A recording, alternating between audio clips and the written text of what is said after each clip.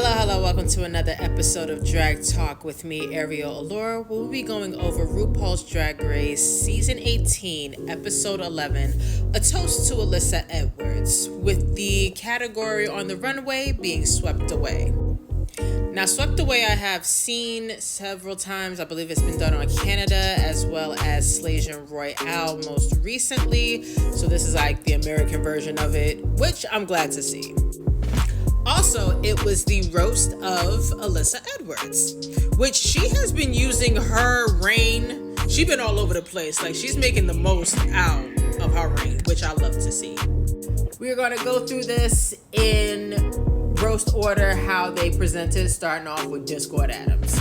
Alright, so Discord Adams opens up the show, and there was a theme that I saw throughout this whole roast. I feel like several of the contestants, they had jokes and they could have made them a lot funnier, but they just didn't know the pacing, which I guess is part of the challenge and how to do a roast. And Discord Adams, I believe, fell into this trap.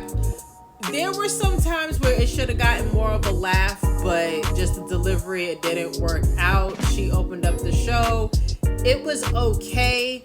Her outfit over here, I felt like there should have been more movement. I get the concept, the motorcycle, and then you have the fire behind you, but I just wish there was more movement and less structure, honestly. Like, she should have just let all of that just blow behind her. Next up is Jane Doan. We already knew Jane Doan would do a great job. The outfit that she had on, I want that red dress. I love red dresses. I have a thing for them. Maybe I'll do a video one day about like my favorite red dresses in Drag Race, because there have been a lot. Anywho, she did an excellent job. Of course, was going to be in the top. This was one of my favorite outfits as well. Coming behind is Jane Doan. Jane Doan knew it wasn't going to be the greatest. I already knew that. So let's get into the outfit. For me, I wish she knew how to work that material, but it does look like a fitted sheet, and I wish it was like maybe an ombre of the colors in her outfit. And yeah, I really wish it was not a white sheet, because the stark difference makes it look really not the greatest in my opinion. But I do see how she ends up being at the bottom too, and she does an excellent job with that lip sync. Didn't have to do all the tricks and stuff, and just chef's kiss. Then you had Darlene Mitchell, my favorite of the night. My favorite of the night. She is such a vibe. It's a chaotic vibe, but a vibe nonetheless. And just everything about it. And I love the pivot, because when she did it, the way they edited, of course, we're looking at the edit. When she did the first joke, it didn't land too well. So then she was like, yo, you know what? I'm just going to do me. And it paid off. It was unhinged, especially the banana joke. I loved it. And the shoes. Loved this on the runway. Had a whole storyline being blown away, but also a little slutty. It works. Congratulations, Darlene. Definitely deserved. They have gotten the order mixed up a little bit, but Nene Coco, I'ma say this, her runway definitely saved her in this whole concept of the urn and the funeral and all of that. She looks great. However, in the challenge, some of the jokes landed, like, the same foundation color, white privilege, haha, of course we're gonna laugh at that. There were some other ones that could have worked, but it's just that her delivery, and I agree with Michelle, she doesn't know how to read the room just yet, is so pointed that it's like time and place. Like, they were hitting, and some of them were funny, but it was just like, you don't know these people like that. You can't.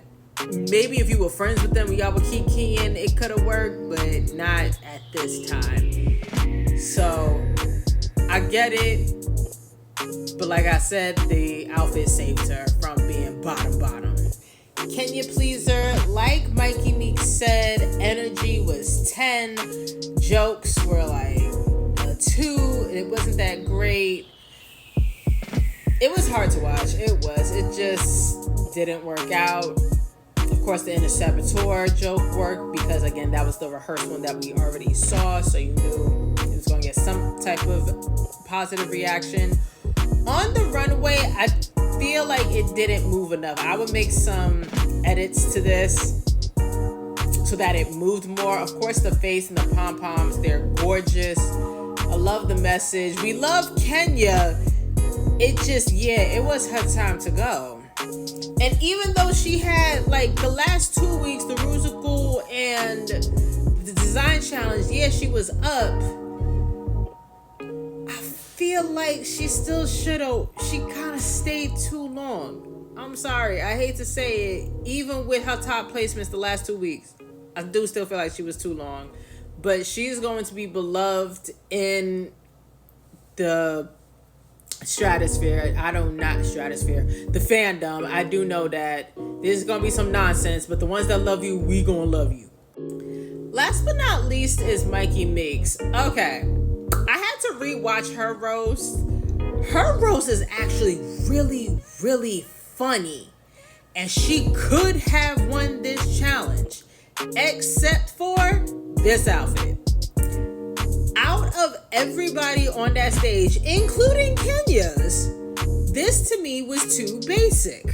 Yes, it's Rue's favorite color, that orange. Yes, it is yes, it moved beautifully, but it's kind of simple. And I'm not going to hold you, especially with the shape of that top. And I know there's a big conversation about queens and body and all of that.